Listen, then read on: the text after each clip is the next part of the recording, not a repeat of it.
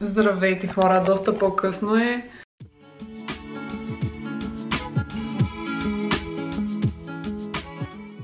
Направих си една тренировка и разходка и се прибрах. Започнах да се подготвям багажа, защото утре около 6 часа сутринта ще тръгна към Варна. Така че се видим след малко. Да, и качих нов пост в TikTok, в Instagram, всичко го задействаме по план. Така че, да. Сега ще се направим.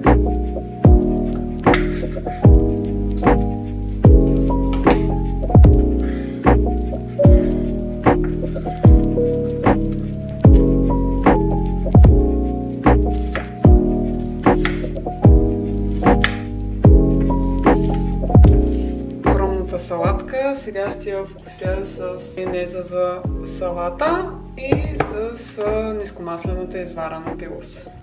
Сега ще се нарадвам на тази вкусна салатка.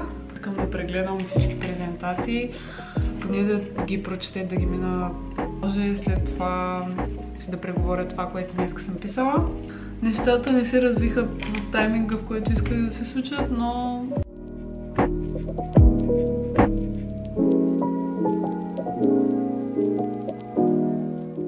Имаме апдейт, тъй като току-що едно момиче се поръча кейс. Реално утре тръгвам и няма да мога да изпълня след това поръчката. Най-вероятно ще направя или сега вечерта, или утре ще стана по-рано. Колкото и да се опитваш да го наредиш, така че след като имаме поръчка, набързо ще си оправя багажа, тъй като вече много бързо мога да го оправям и съм извадила всички дрехи, които имам нужда. Ще направим кълъфа и лека по лека ще лягаме, защото вече е 11:15, а утре в 6 се надявам да тръгна.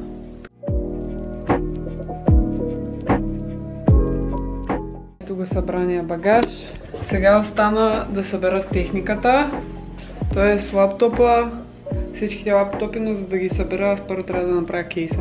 Гримове, козметика и всякакви принадлежности за коса, за тяло. Просто е това, че отивам за много време, за първи път отивам за толкова много време, се прибирам 10 дена. Да, просто трябва да паковам всичко.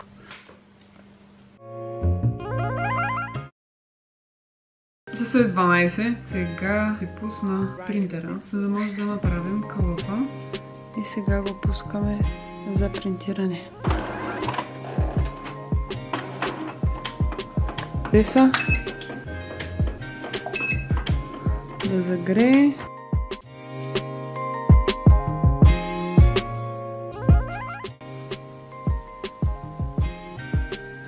И общо взето имаме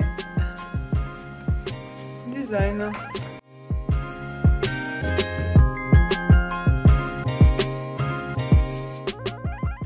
A few moments later. Довършвам си багажа и заминавам. A few moments later. Здравейте хора! Включвам се от Слънчева Варна. Пътя беше много интересен. Тръгнах рано, вие видяхте, тръгнах към 7. От 3:30 пристигнах във Варна. И сега съм в общака и мисля да ми направи един общак тур. Влизаме в входната врата, имаме закачалки с обувки. Ето тук е банята и туалетната. Мисля всичко е ново и хубаво. И да, имаме тук огледало. Ето тук е стаята за всичко. Реално, ето това е гледката, която е уникална. Тук са двете ни легла. Това е на съквартирантката ми, това е моето. Всяка си има по бюро и рафт. Моят е претъпкан. Това е нейния, много по-подредени фаншуи. Имаме си бюра. Тук ни е гардероба, където общо се държим дрехите. И тук ни е малката фурна, ерфрайера. Тук са едни от седника, мини хладилника с кафе-машината. Ето тук имаме всякакви пособия за готвене. И да, общо взето това представлява общака. Тук с нея си направихме бъкет лист с различни неща, които искахме да правим. И доста от нещата ги свършихме. И най-готвеното, което според мен абсолютно се заслужава да живееш на общежитие във Варна, е ето тази гледка. Ето, там е морето. Локацията също е много удобна, защото се намираме на 15 минути от центъра. Всъщност общака, за мен лично общежитията във Варна, лично и тези, които са на Икономическия университет, са топ. За цената, която плащаш, наистина получаваш много добро качество в сравнение с тези, които съм виждала в София. Да, аз сега малко ще седна да уча, така че до скоро.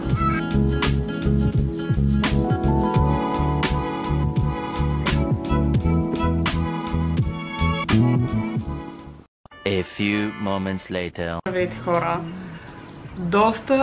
Доста по-нататък се включвам. В момента е последния ми ден, в който съм във Варна. Мислех да направя кратък апдейт, като ви разкажа един storytime горе-долу какво се случи последните дни. Нямах възможност да снимам просто, тъй като исках абсолютно да се насладя на цялото ми време тук и да се фокусирам активно върху изпитите ми. Но мога да ви разкажа, защото трябва да изчистя общака. В началото на влога ви показах какво представлява общака, а сега ще го изчистим, защото е доста разхвърляно. Ще започнем с това, че когато се прибрах, когато ви снимах, реално на другия ден имах изпит, на който изпит имам 6. Искам да ви покажа една много вълнуваща пратка. Тоест, това е поръчка, която аз направих, тъй като майка ми има рожден ден и реших да изненадам с рецептурник от Магия на хартия. Това е един малък бизнес, който създават прекрасни, много яки творения. Имат планери, рецептурници, и с които да зарадва своята майка, баба и така нататък, да съхраните много ценни рецепти в поколенията. Имат и други много интересни продукти. Така че ще им напиша инстаграма ето тук и може да ги проверите. Супер много се кефя, като видя такива малки бизнеси в България, които натискат и успяват, нали, като и собственик на такъв бизнес, просто да видя такива, супер много ме зарежда, защото наистина това, което са направили, продукта, който правят, е наистина брутален и винаги, като имам възможност, искам да подкрепя такива. Така че, shout out to them. Ще започнем историята. И да, това беше първия ни изпит. Най-вълнуващото на самия ден, в който ми беше изпита, и по-точно момента, в който излязах, е, че получих отговор за позиция за работа, която бях кандидатствала по-рано, преди около месец, и получих отговор, че съм одобрена. Това е нещо супер уникално за мен. В края на юни започвам при тях, което нямам търпение. В момента сме 13 юни, изпитаме по управление на иновациите. Наистина просто се надявам, нямам търпение просто да мине. Интересен е предмета, но този път по-скоро не беше един от най-стойностните материали, които могат да вкарат в самия предмет. Лека по лека почвам да се събирам багажа, защото заминавам. Прибирам се в София, се прибера. Съм там за 3-4 дена и на 17 пътувам към Созопол, към любимите каравани. На втория ден ще пътувам отново към Варна за последния ми изпит, който ще е по математика. Край на този семестър.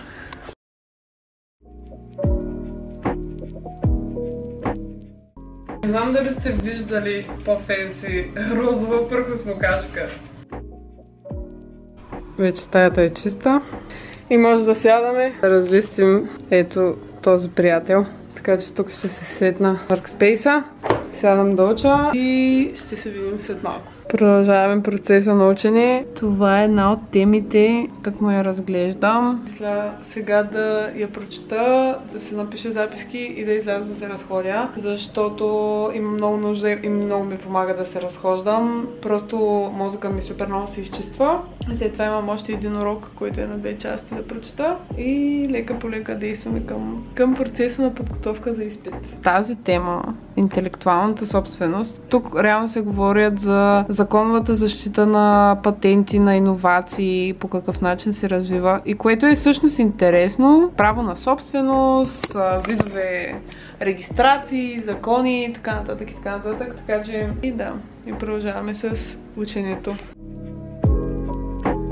Приключих с 2 от темите. Сега ще направя една разходка. Така че мисля да приключа влога от днес тук и